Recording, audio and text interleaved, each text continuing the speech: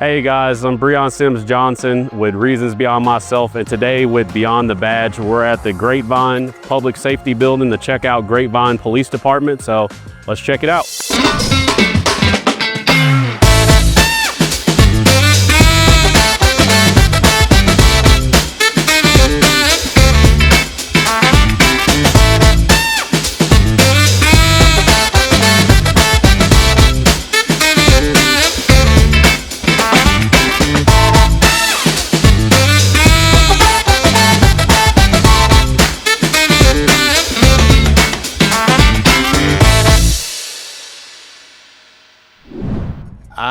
I went to the police academy in 1983. I started with an outfit with the city of Dallas called the Dallas Security Force. I was 19 years old when I went to the police academy. I worked there for about 20 months and ended up having the opportunity to go to work for the city of North Richland Hills Police Department. And there I worked for 30 years. I went to work there in 1985 and I retired in 2015, and I retired as an assistant chief over there. I came here in 2015. I joke I was off the payroll for about 36 hours, and I came to work here in January of 2015 as an assistant chief, and then became chief of the Grapevine Police Department in April of 2018. And so I celebrated my 10th year with the city of Grapevine. So, you know, if I do the math quickly, 41 and a half years I've been working behind the badge. And plenty of people have asked me, why are you still doing this? And I really have a passion, first and foremost, for the people that work in these buildings and doing everything I can to give them the opportunity to be successful, however they choose to define that, and give them the resources that they can do the job or the mission that they want to accomplish. And then I have a real passion for the profession. I've always believed that given an opportunity of this, one of the fundamental jobs of any chief executive should be to make that overall profession better, leave it better than you found it. Exactly. If you had a new officer right here sitting here and he needed advice from you saying, I'm just about to start this career, throughout your experience, what's the best advice you can give this officer to be prepared for what's to come? Today, when young people come into this business, it is far more complex than it was when I started 40-something years ago. As we met with a group just the other day, and one of the things that I really pointed out is that you have to be a thinker in today's policing. You have to be able to communicate. You have to be able to think through your interactions with the people you encounter, both during the good times and the more challenging times. And so I will always encourage them to don't take for granted the routineness of the potential interaction that you have. Every one of those is different. The only thing that's ever the same is you, as the officer, you go, but you're encountering somebody different every time. And the other thing I would say is you really have to be a student of humans. You got to understand that in our culture today, we are transitioning through, different generations, different ways of thinking, different ways of looking at things, and to take for granted that everybody sees the world one way, it can create some real headaches for you. So you've got to be a thinker, and you've got to be a broad-based thinker at that. Exactly. You got to be a student who's willing to learn and take on those challenges and learn that environment around you and kind of adjust towards that. So great knowledge, great advice as well. So Chief, I want to say we won't take up any more of your time. I appreciate you for just sitting down with us just for a few minutes and answering those questions. So I thank you so much, and I thank you for what you do and even allowing us to come here to your department today. So, oh no, I appreciate y'all coming. I appreciate what you're doing, because getting the right message out is extremely important in our profession. Every day we see it. Our officers, our neighboring officers, they go out, they do amazing work. We have to get better at pushing that out. And I know Miss Amanda McNew, our public information officer, she does a tremendous job, and her team, of trying to push that good story out there. Exactly. Yeah, that's primarily what we focus on, especially for Reasons Beyond Myself. That's why I started it, because I'm like, we have to make that bridge happen, right? We are the community at the end of the day, and regardless if it sometimes get lost in translation, that's the narrative that we always want to keep there, is that officers are a part of this community. We want to showcase that because there are a lot of great officers and departments all across the, the world who are, trying to make that connection happen on a daily basis, and it unfortunately doesn't get showcased as much. So just being able to come here and just show a little glimpse of, to the community of the officers who serve there, that's a great mission for us. So being able to just take that time out and, showcase just a little bit of it, means a lot for us. So Absolutely. Thank you so much. No, thank you, sir. I appreciate it very much. Thank you. Yeah, this is awesome. Whoever set this up, this is a good setup right here. Oh, you got a good relationship with your police department here, because they got the whole setup, man. We really have a good team. You got the big Tahoes, you got the Ford. Yeah, we have got the motors. We've got a bicycle unit, obviously our motors, ATV. So what do you use the ATV for? When is that used? We use them a lot for lake patrols. Oh, that is awesome. Yeah, so especially during, the warm months and 4th of July, a lot of the lake season, we've got bike trails, hiking trails. A lot of times that we'll need to get to people. So our officers actually certify officers for the ATVs several times a year. So we'll train on it. And I love to sign up for that type of training. Just like go to ATV training. Oh yeah, it's actually the dirt, on the lake in the hills. You get muddy, and they have a great time. See, I wouldn't know. You definitely need training, because I feel like I would fall off. When I was a kid, I tried to get on the ATV, and we used to just call them four-wheelers.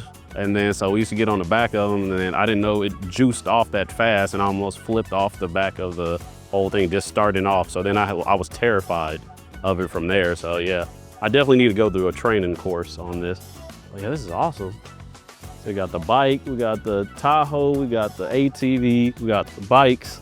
Yeah, and a lot of the motors were actually donated from the Chamber of Commerce. They got a lot of businesses together to help us do that. So the community really comes together here for the department, because they want our officers to be part of the community and to really help patrol. So it's a really good partnership. Yeah, you have a good relationship with not only the community, it's like with your businesses. Exactly, the businesses in the neighborhoods. You got with other departments that are also connected with you guys as well. With the fire departments, with the city, with everyone that's kind of comes together. And it's also the fitness and wellness aspect of it. We have so many of our officers who want to be physically fit, and they want to be walking or on bicycles and to be out, not loaded a car. They want to be out and then being closer to people to talk to everyone. Remember the movie Hitch, where he just got on and then just kicked her? I felt like if someone was back here, I would have probably kicked them off. But yeah, I haven't been on one of these since a kid, so I'm getting some flashbacks right now of just being on this and pressing it and then just falling off completely. So yeah, this is awesome, man. I would love to go to school for this. This would be cool. But yeah, sweet. Hey, it's Brion Sims-Johnson with Reasons Beyond Myself, and we're at the Grapevine Police Department, and we're very fortunate because we get to sit down with two amazing police officers with the Grapevine Police Department. And today we're here with our first police officer. I'm gonna allow him to introduce himself and just share a little bit about just your name, your rank, and kind of what you do for the department. We'll just start there, okay? All right, first name was Patrick, last name was O'Neill. Been with the PD 18 years. I'm coming up on the anniversary. I'll be on SWAT 17 in May, so I love the craziness about that and the guys. But yeah, as far as the unit I'm involved in, community relations, crime prevention, so I cover hotels, businesses, and apartments, and then I deal with a lot of residential. Then of course, it just having interaction with the public. I know a lot of people here. You build relationships over time, and some are a whole lot closer than what you expect because the relationships develop, and so, and then also I'm also involved with the kids. I call them babies, so I know a lot of kids, man. You know what I'm saying? But that's a good thing, so that's what I do on the job. So. Well, I feel like that's a good thing. It sounds like you're well balanced. It's not just, I'm an officer out here, I'm part of SWAT, I'm also part of the community, and you sound like you have a, well balanced, connection with the department as well. So that's good. But Yes. I'm gonna start before the police department. That's where we're gonna start off. I have a few questions for you. first thing, I know we were talking a little bit about where you're from. Right. If you can tell everyone kind of where you're from and what were you doing before you became a police officer? So Plainview, Texas, 806. So a little country town out between Lubbock and Amarillo off I-27. So born and raised out there. All my family is out there, from there anyways.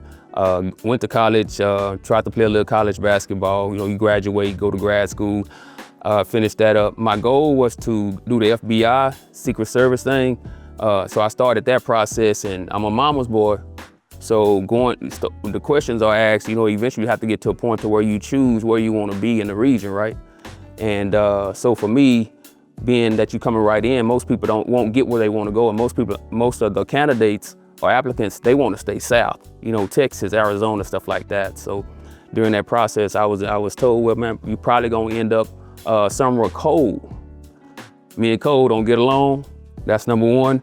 And then number two, I couldn't see myself being 6 or 7, 8 states away from my mom. So I'm like, you know, the law enforcement side, I knew I was going to end up eventually going that route. I'm like, I can figure that out, going back home, going to Texas. So at the time when I applied, as far as looking for a job, I was working for the state attorney general's office in Dallas. And I had a friend who actually worked there, and she told me, because she lived here in Grapevine, her mom lived in Louisville. And so I'm like, oh, she was like, won't you apply there? At the time, I didn't know Grapevine existed. I was right down the street in Irving. I'm like, Grapevine, I'm thinking, what are we talking about, Grapevine? The first thing I go to, I'm kind of old school, so I'm thinking Marvin Gaye, Grapevine, Texas? But it actually existed, you know what I'm saying? So I literally applied for Louisville first, and I applied for Grapevine. And Grapevine called me on a Friday, and the chief offered me a job. I wasn't in a position to turn anything down, like, I'll take it. Louisville called me on a Monday, but I told him I was already locked in, so. Just stepping outside of the police role for a second and just saying in your own personal life, you know, what's something that just keeps you going, I guess, outside of the job, just outside of policing? Because obviously in police, in the law enforcement realm, you need a good balance, right? Of just, you don't want to be 100% police all day long, right? You got to have something else. So what is that something else for you that keeps you just going forward in life? Well, I'm pretty private, so I call it a box. I do have a box that I live in. Very rarely will I step outside of that, but honestly, it comes down to family. I love my family, like spending time with them. But at the same time, if I got a Friday, Saturday, Sunday off, I can spend Friday, Saturday, Sunday at the house. You know what I'm saying? So just me being there, that I can do that. I think in general, when it comes to police, you know, everybody works out, this, that, and so being able to release some of that stress, anxiety, whatever you want to call it, on the way to working out, I think that comes natural for a lot of us. But yeah, spending time with the family is my biggest love. So what would be if you guys have family game nights? We do. So I'm the oldest of the grandboys. Yeah, and so we grew up on what we call game day, where all the guys would come to the house. And again, I'm 52 now, so my brother's next, and I got a cousin under him, Ben, it drops off for like 10 years. But majority of the guys, they grew up under us, you know, bowl of cereal, PlayStation. That's what that is. And so now, I mean, because of technology, we don't have to all be in the same place. Now, we try and get together when we can, but life is what it is. But yeah, we're able to still get together, you know, mic up and get at it, so yeah. Okay, I guess the final questions are gonna be stemming from that as well as the game. So what's if you had to tell your kids about a favorite throwback game that you had that was one of the best games growing up, what would that be for you? So for us, it was old school, cause I'm a little older, so we talking about Gallagher. Oh, okay. Pac-Man, Miss Pac-Man, we going way back. Exactly. Yeah, but now I got nephews who are growing up on 2K? Growing up on the 2K, you know, the Minecraft, the Roblox, you know what I'm saying? And then of course, I got one nephew, the oldest of my nephews, he's good at Call of Duty. Call of Duty, yeah. I'm horrendous, I'm horrible at, I was just about to this don't translate. I mean, you know, like, my nickname was Uncle Rude. Uncle Rude, I know I'm police, I get it. But this don't apply to that. It's too much going on. Man, put me on the rooftop. Just give me, Exactly. But them guys, I got one of the younger ones, he's 7. I mean, and this is clack. Yeah, way too fast for me. It's too advanced. Yeah, it keeps getting more I try though. complicated. I'm the guy that gets rescued all the time. Yeah, The one that got to send the med Yeah, and everything for. that's me. Yeah. Oh man, That- well, I'm right behind you. Right. We wouldn't make a good team in Call of Duty. That Yeah, right. be wiped out. Yeah, but we had the Atari, we had the Sega Genesis, Oh, yeah. leading up to the PlayStation 1, all of that stuff. So when they created the multiplayer with the L shape, we bought 2 of them and connect so we could hook up at least 7 guys. So And then it says all day. yeah, it was pretty much that, man. So but no, but being around the family is where it's at though. Okay. Yeah. Well, Officer O'Neal, I appreciate you for taking time out of your day, man, just to sit. I appreciate y'all, brother. I appreciate your service, and I appreciate everything you do, man. Thanks a Thank lot. you so much. Thank you. Appreciate it, bro. Thank you. So right now we're back with, Grapevine Police Department, and thankfully we have Officer Young here who's gonna, take us on a tour of kind of the drone unit and what they do and let us know what goes on, because I'm not sure too much. I don't know too much about kind of the drone unit and how it works or how the equipment works. So hopefully you can help us out with that. Gotcha. Like he just said, I'm Brion with the police department here in Grapevine. I am the team lead for our drone unit. Just like you said, it is still new.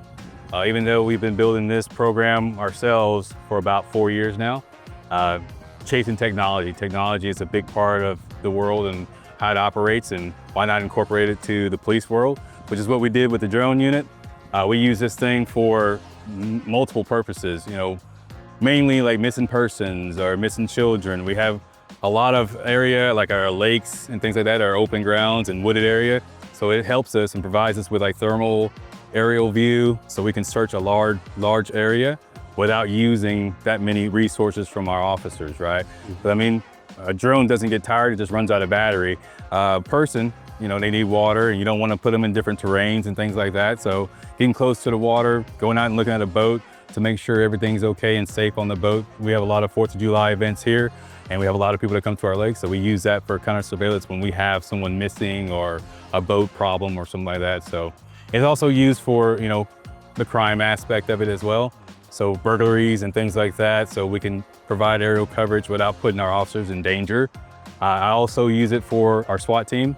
I have a different drone, which I'll show you for that. Again, officer safety is our biggest thing, and citizen safety.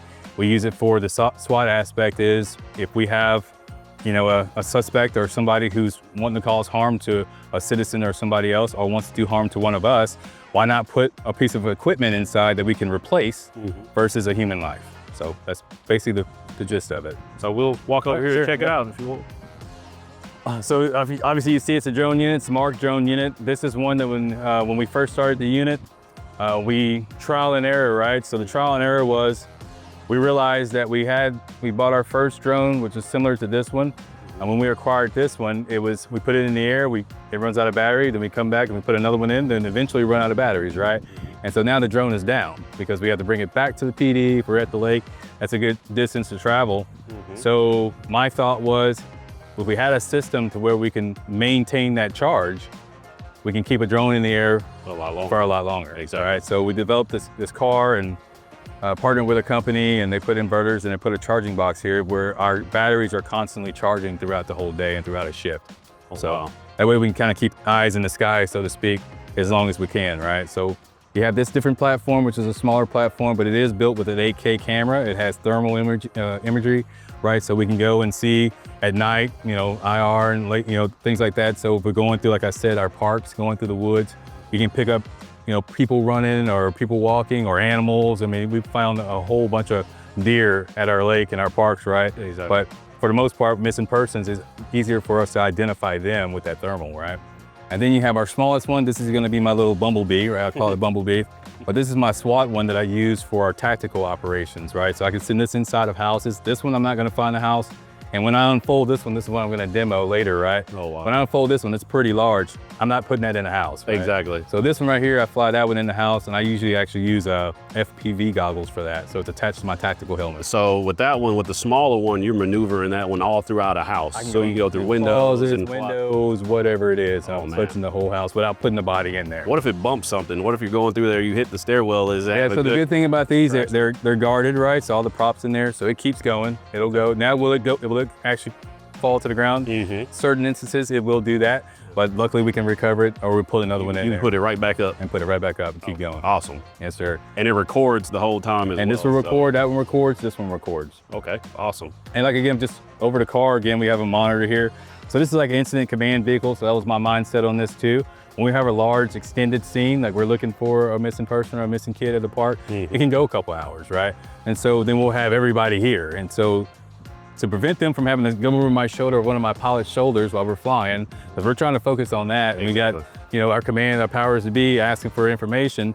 We put this TV in here so that also you can tether it to the drone, to the controller, and it'll show what we see on our screen. Exactly. So they can sit here and give the information. Okay, so you'll have someone else here with you while you're operating. Every drone operator, every pilot should have, we have a spotter is what it's called. So obviously watching our back and also keeping line of sight of our drone. Exactly, and they're the ones who are, your primary focus as the operator is to basically fly this drone and show what you need to, right? Yes. And then this person's job is to basically give out details, whoever's requesting that. And It's like a scribe kind of Exactly, thing. there we go. Yeah. All right, Yes. that's awesome. Yes, sir. Which one are you gonna demo for us? So it's going to be the M30T here. Okay. So it's our big boy. So you ready for the demo? Yes, we're ready. Yeah. All right. Now you see when I unfold it how big it actually really is. You know, That's so a big drone, right? That's a Yeah. big body. it's almost close to Air One. Yeah, you're not flying that through a house, you're crashing through a house. Yes.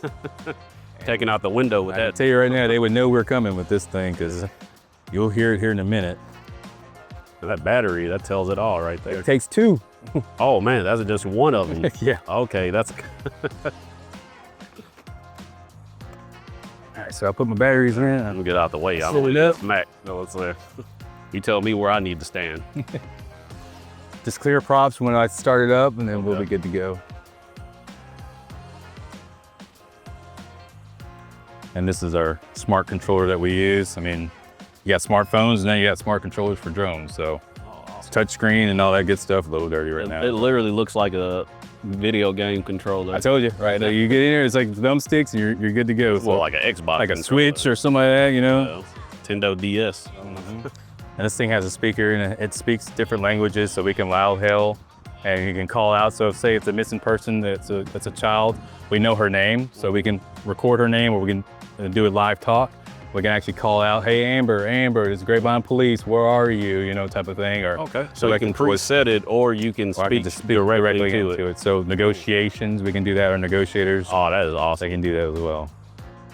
I don't know if these drones can they carry anything? Yeah, so there's a payload dropper on there. Right now, it's only up to 5 pounds, so like bottled water, extra ammo, things like that.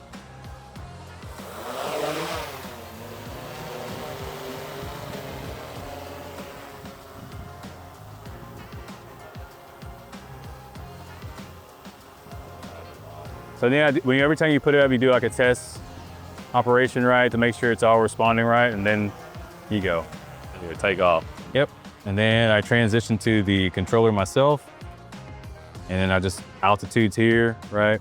So I just look at that, and then that's how I fly. This is some good video footage. First of all, I don't know why I thought it was going to be like the old school black and white blurry. Like grainy and all that stuff. storage. Yeah, here's the impressive part. So now I zoom out here. This is how far I was able to zoom in on the hospital. So 200 times zoom on this thing. So we can really get out and see things from distance, out of line of sight, out of over people.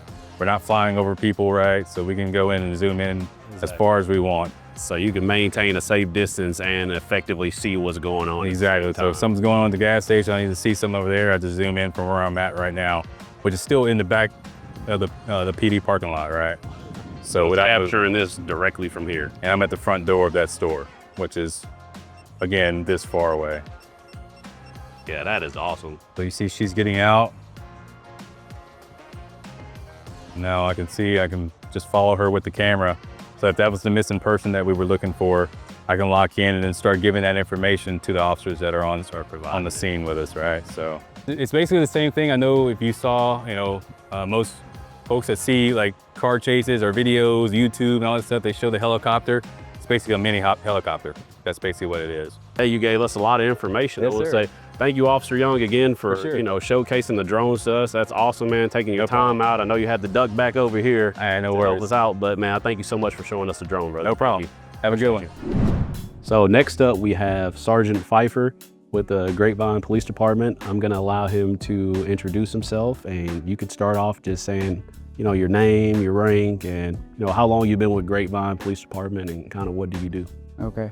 Well, yeah, my name's Sergeant Phifer. Brandon's my first name, and I am a sergeant in patrol. So basically I'm on uniform operations. I'd work night shift right now, and I've been a sergeant for a little over a year, so, and 13 years in the profession, so. What got you into law enforcement? I grew up in the colony nearby here, and then I went to college in Abilene, and then I ended up in Austin for a few years, and I was working at a church out there, and I guess what I was doing at the church, I kind of handled a lot of different things at the church, but my real interest was the mission side of things. So I would help get people on trips to go to Mexico several times a year, and we went to the Dominican Republic, and I just felt like, you know, the call is to like love your neighbor, you know, so how can I do that? So I started networking with all of the local nonprofits and figuring out what they do and try to funnel like people from the church to different nonprofits that kind of align with their interests, so that we're not just sitting in a church on Sundays, but actually out there trying to make a difference. And so I would organize like serve project days and stuff like that.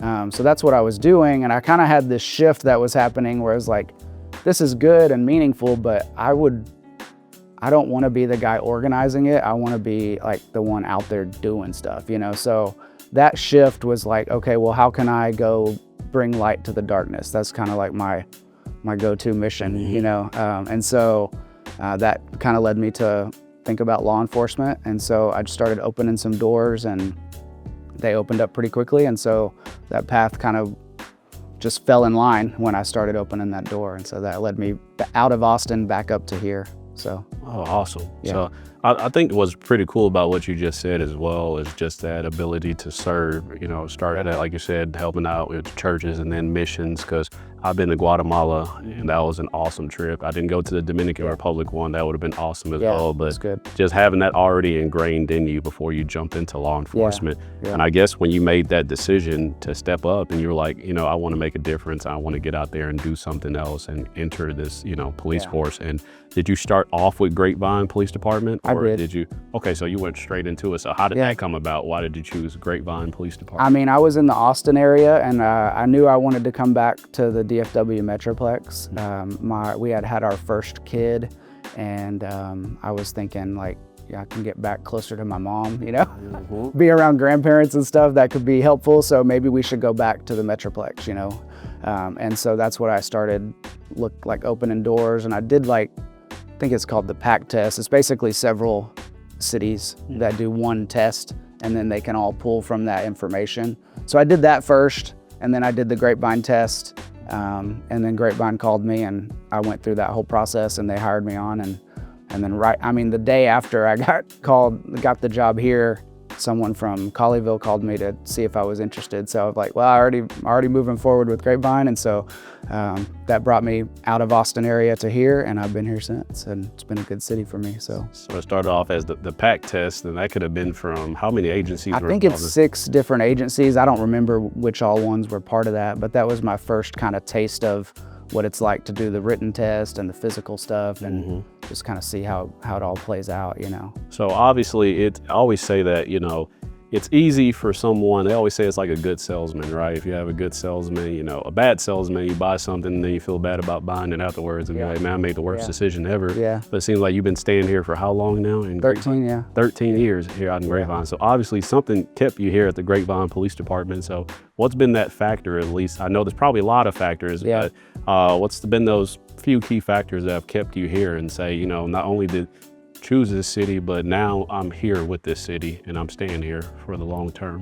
I've always felt like it's a good fit for me. You know, I don't know, like maybe coming out of the church world and stepping into law enforcement is like, to me, going to some major city felt like maybe a little too much, but I also knew I wanted to make a difference. So it's a good middle ground, you know. I'm not in some small town that's not doing too much, and I'm not in the big city, you know, pulling my gun every night or whatever either. So it's a good balance where I can like go ahead and still get into stuff and make a difference and just apply what they've taught me. And I just feel like it's been a good, like the community is really good. I could talk about that. Like they're really supportive. There's a lot of good people in the community that remind you that what we do matters and they care, and you know, we get a lot of support from the community, so that's really good too. So that's awesome. And that really leads me to my next question, because the community obviously is important to our profession, because law enforcement officers, we're part of that community, right? Yeah. So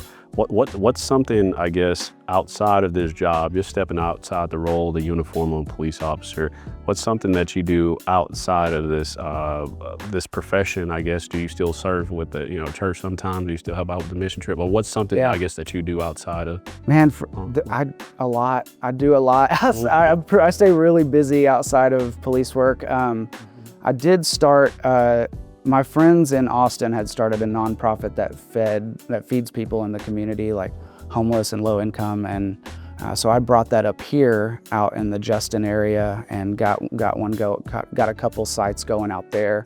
I stepped away from that a few years ago, just trying to balance work and family. You know, I felt like one was always having to sacrifice family to do ministry, or sacrifice ministry to be with the family, and so I chose to like reprioritize my time with the family. So now that I've kind of got that balance back, I've got 4 kids, so I coach my daughters in soccer, and then my boys I'm helping start a lawn care business, and my wife's actually starting a business, so I'll be helping her as well. And then my own personal interest is I like jiu-jitsu and writing, so I've been doing jiu-jitsu a few years, and that's been a great like outlet for me. You can't think about your problems when you're in an arm bar or getting choked out or something. You know what I mean? So it's a good stress reliever. A lot of good workout and stuff like that. So and then I like writing. So I've been kind of like, I was always like, how can I apply the writing desire a little bit more? So I reached out to one of my college friends, and he's a certified life coach, personal trainer, nutrition coach, and several other qualifications. And I was like, hey man, what if I just like wrote a weekly newsletter for you, it would help you and I would get to write.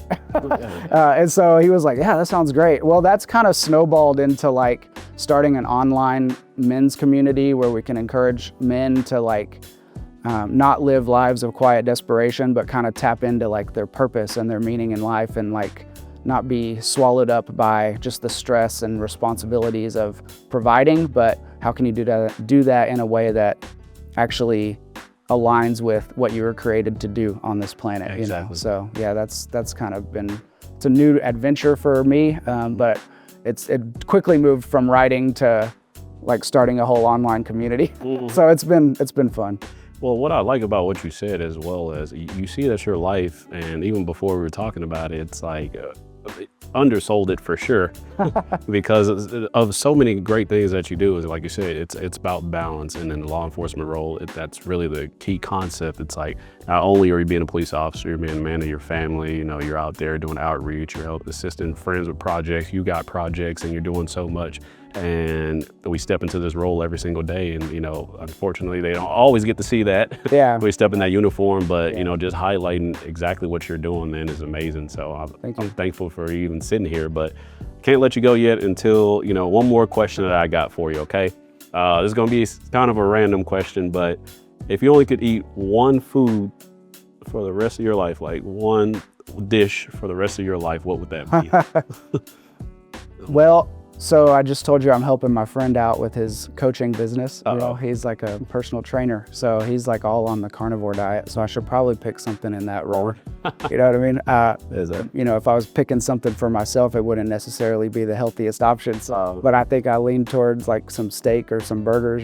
So good eats. Yeah. So high protein. Trying to absorb his wisdom, See, I'm not trying to get you in trouble with a friend. I'm only healthy food options here, nothing bad, right? Me, you can ask me, I'm gonna go a whole different direction with it. But Sergeant Phifer, I thank you so much for just sitting here and just being able to speak to us and taking time out. And Sure. So Officer O'Neal, I appreciate everything that you guys do for the community, for the job, everything for the profession. So thank you so much. Yeah, thank you for what you're doing. I appreciate that. Yes, it means a lot. The more we can just try to express to people that we're in this job because we care about people, Exactly. So I think, you know, not to ramble on too much, but I feel like we get swallowed up in the negativity, like everything that no one's calling us because they wanted to bring us cake or something, you know, so everything that we do tends to be towards the negative. And the purpose of that is to bring light to the darkness and make a difference.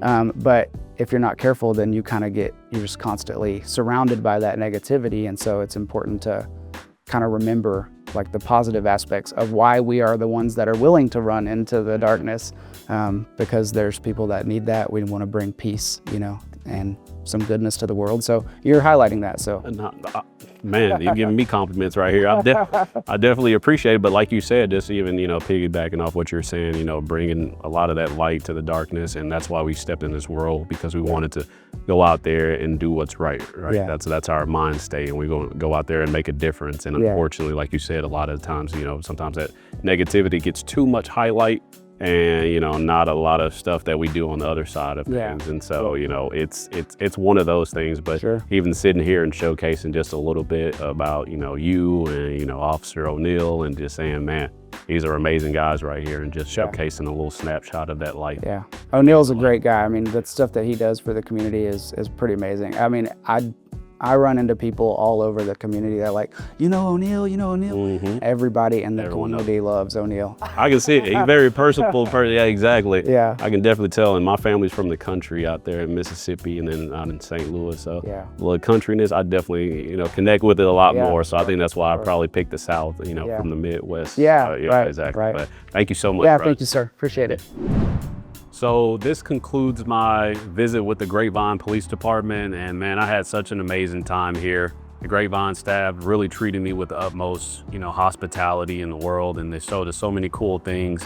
As always, my favorite part is, you know, being able to sit down with, you know, just a few of the officers here. You know, we were able to talk, you know, with the chief, you know, with a drone operator, and 2 officers as well, and be able to sit down and, you know, just share experiences, share life lessons, and share a little about themselves. And that's what it's really all about. And the reasons beyond myself, atmosphere is going out and making those connections. So big thank you to the Grapevine Police Department for even having us out here, you know, allowing Reasons Beyond Myself to even take, you know, just a quick snapshot. And I love seeing the connection that they have with their officers, with the community, and so many great things that are set for the future. So very thankful for that. And I thank you guys for tuning in and just checking out this video.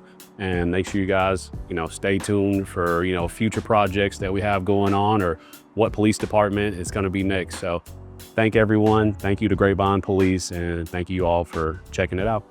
Thank you.